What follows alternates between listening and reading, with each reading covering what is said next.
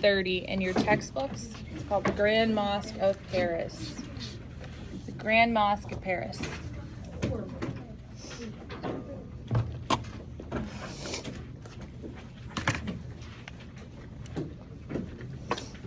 At 1:30.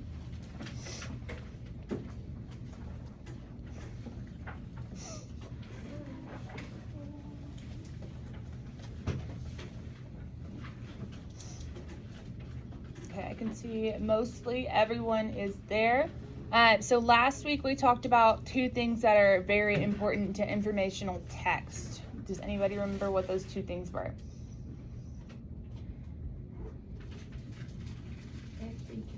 Text features and text structures. So when we read informational text, which one is going to be more obvious, your text features or your text structures? Your text features, right? Because those are things that you can visibly see. They're the features of the text. Your text structure is what you actually have to read and figure out which type it is. So looking at this page that we're on, I see two text features. Which ones do y'all see? We see a picture, yes. So it looks like it's a picture of the inside of the Grand Mosque of Paris. So let's go ahead and label that picture.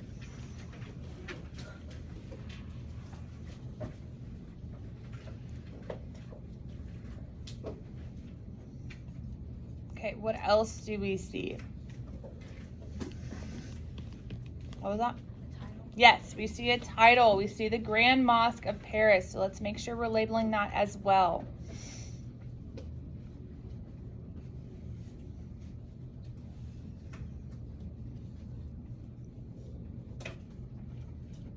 Okay, and when we're reading informational text, what are some things that we're looking for? Like, what is the author going to be telling us about for informational?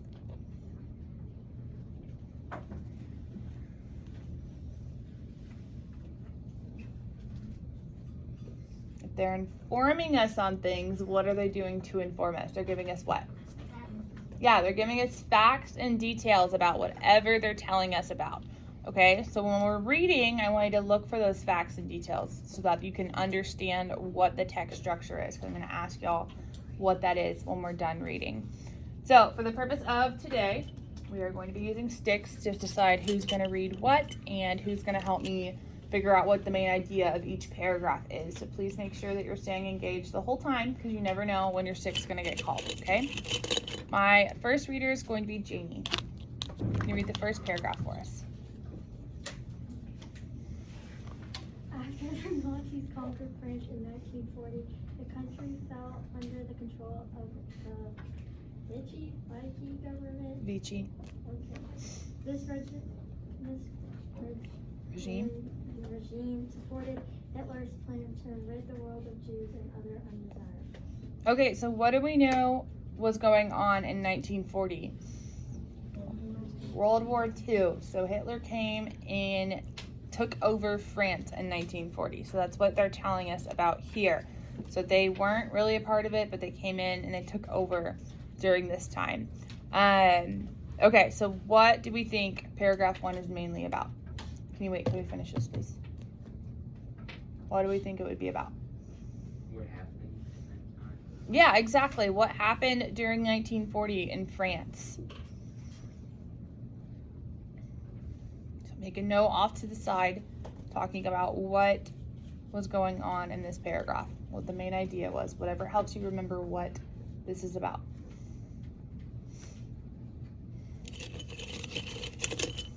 All right, Jack, can you read the next paragraph for us, please? In Paris, it was a terrifying time. No Jew was safe from arrest and deportation. Few Parisians were willing to come to their aid, as there was too much risk involved. Despite the deadly campaign, many Jewish children living in Paris at the time survived. Some of those children found refuge at the Grand Mosque of Paris, where heroic Muslims saved Jews from the Nazis. Okay, thank you. All right, so what do we think the main idea of paragraph 2 is?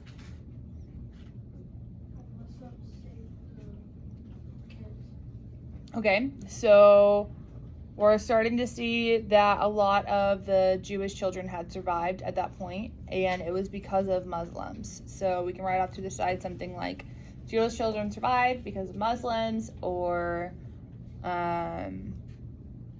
whatever will help you remember what that paragraph is about.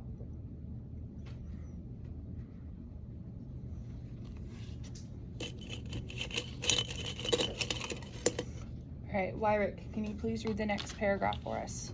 The Grand Mosque of Paris is a fortress-like structure the size of a city block. It was built in 1926 as an expression of France's link to the many North African Muslims, many who fought with French during World War I. In 1940, it was provided an ideal hiding place to escape route Jews on the run. Okay, so why was the Grand Mosque of Paris built? What does it tell us? Yeah, so it was built to thank North African Muslims who helped them fight during World War I. So that's why it was built. But what was it being used for now? A hiding spot.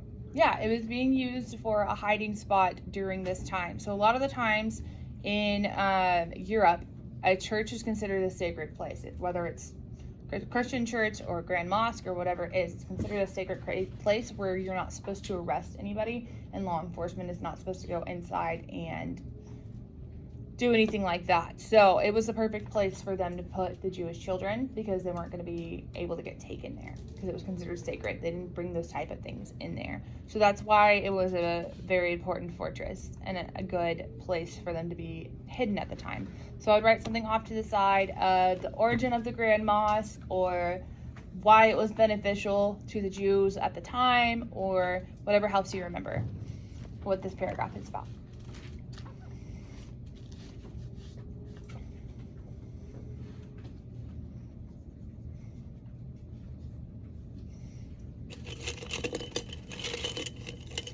All right, Brenna, do you mind reading the next paragraph for us, please? The rescue involved an extensive network of men and women of all regions and political constellations. Rescuers took the children from detention centers or homes. They got them false papers, found them temporary shelter in safe houses, and raised funds to pay for their care. Okay, so was it just the Muslims that helped them? Yes or no? No, it was many different religions and many different types of people who believed in different things. They were all trying to help them at the time, because Germany came in and decided this is what was going to happen here, because it's what's happening in Germany as well. And they weren't really on board with his ideals and what he was pushing on the people that lived there. So they were trying to fight back. They were trying to find a way to keep them alive, because they didn't truthfully believe what was going on was right. So what were some of the ways that they helped the Jewish kids survive? What does it say? Okay, they had false papers. What else? Found them shelter. They found them shelters. What else? Raised funds to pay for their care. Yeah, and they raised funds to pay for their care. So when they were hiding them, they found money to make sure that everybody was being fed and taken care of properly. So I would write off to the side how rescuers were able to help during this part, or during this time.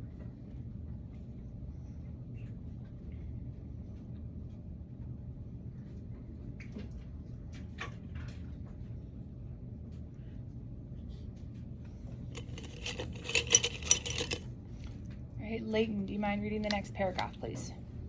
Rescuers kept the records of children's real names and fake names, as well as their hiding places. They escorted the children to these locations in small groups.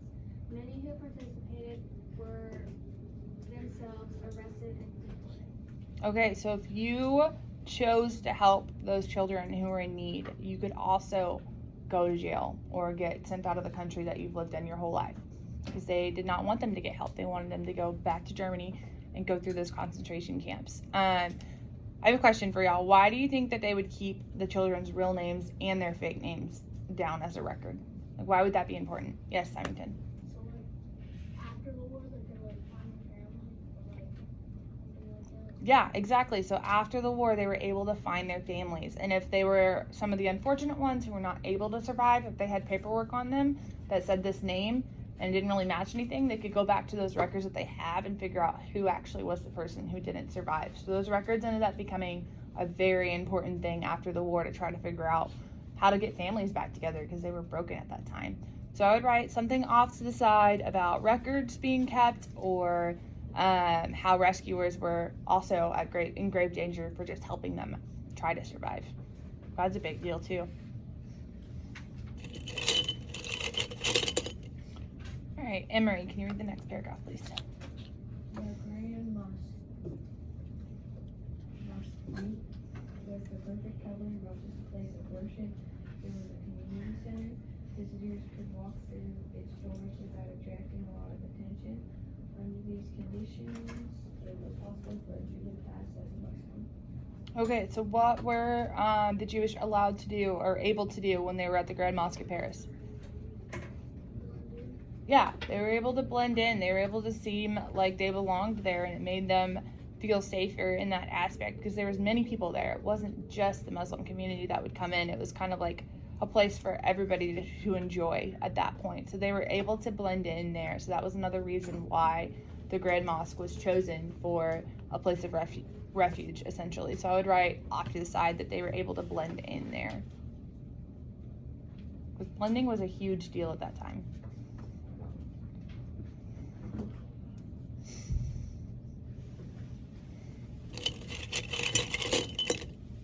All right, James, can you read the next one? Directly beneath the mosque is ground lay the sewer system of Paris, a complicated web of underground passages that now serve as a hiding place and escape route. It also reached the sea. From there, barges were used to smuggle human cargo to ports in south of France and then to Algeria or Spain. Okay, so what else lies beneath Paris that we know of? There's the sewer system, and then what else? Yes, we have the catacombs under there as well. So if you were going down there to try to escape, you were pretty desperate to get out because those are pretty scary places down there. The catacombs is where they would keep bodies, essentially, like dead bodies. So if you're walking through there, you just see a bunch of bones, and it's really creepy. So they were trying to find any way to get them out of the country, keep them safe. So they would use these tunnels and these sewer passages to get them basically to the edge so they could put them on a boat and get them out without being seen at all. So that was kind of one of the ways that many of these Jewish kids survived. So I would write something off to the side about how tunnels were helpful or the sewer system was helpful to their survival. It's a key aspect of it.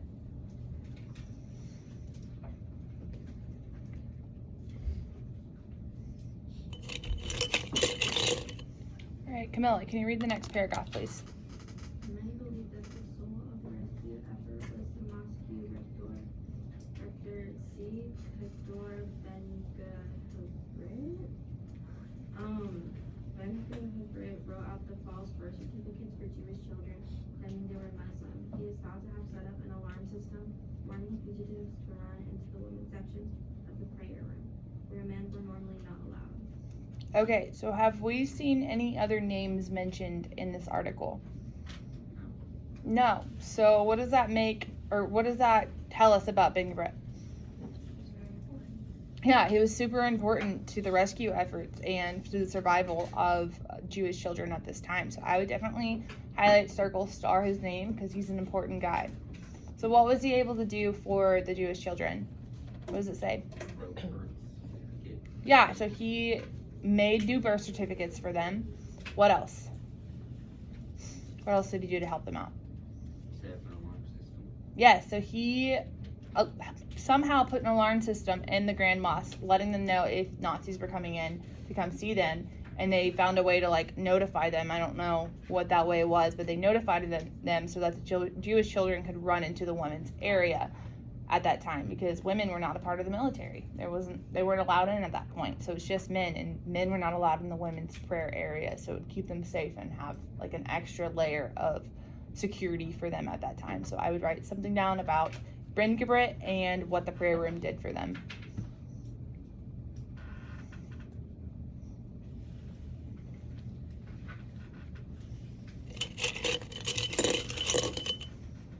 And then Christian, do you mind reading the last paragraph for us, please? Other Muslims also took a stand against the Nazi oppressors by refusing to reveal the whereabouts of fugitives. Some helped Jews avoid detection by coaching them to speak and act like Arabs. Albert Asrai, a North African Jew who found refuge at the Paris school, wrote that in life and death situations there are always people who can be counted on to do the right thing. There may not be better ways to describe the heroic actions of Paris's Muslim community during a record time in world history. Okay, so what does the author want us to think about in this paragraph?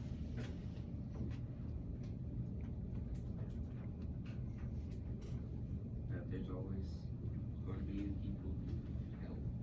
Yeah, basically, yes. So there's always going to be good people in the world. So this was a time in our history where there was a lot of evil going on and a lot of terrible, awful things happening to people that didn't deserve it. They didn't do anything wrong. And what the author is trying to tell us is that there's good people in the world that won't necessarily go with the grain, even though there's a lot of ugly and hate going on around them. You can always find the good people.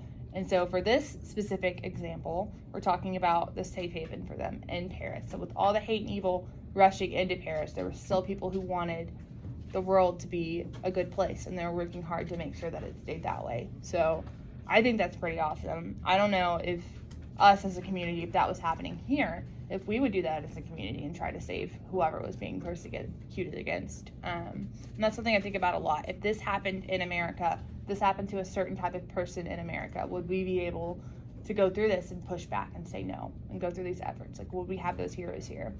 So it's just kind of something to leave you with and think about. Okay, so we weighed our own anchor charts last week of text structures. So knowing that, we had 5 different text structures we focused on. Does anybody remember one of them? Charlie? Okay, compare and contrast. What else? Problem solution. Yes, Emery. Sequential, chronological. Yes. Iker? Well, I was gonna say easy. You're going to say that one? Okay.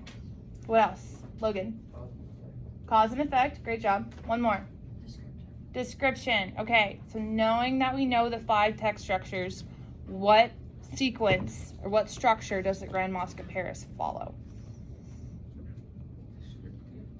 It's very descriptive, but there's a bigger idea here. They're all going to be, yes, problem solution. So what was the problem happening in Paris at the time? Jews were being taken for concentration camps. Yes, so mass genocide was happening, and it was pushed into Paris when Germany took over Paris. That was our problem. What was Paris's solution to this? Hiding Jewish kids in this place. Yeah, so they used the Grand Mosque of Paris to be able to keep them alive, to help them out, to help them get through this awful time. So that was their solution. We're going to help them survive, okay? So your problem, mass genocide's going on with Hitler. Your solution is we're going to fight back, and we're going to push, and we're going to try to save them, okay? All right, leave your books open. You're going to grab your laptops and go ahead and answer the questions in Google Classroom that correlate with this.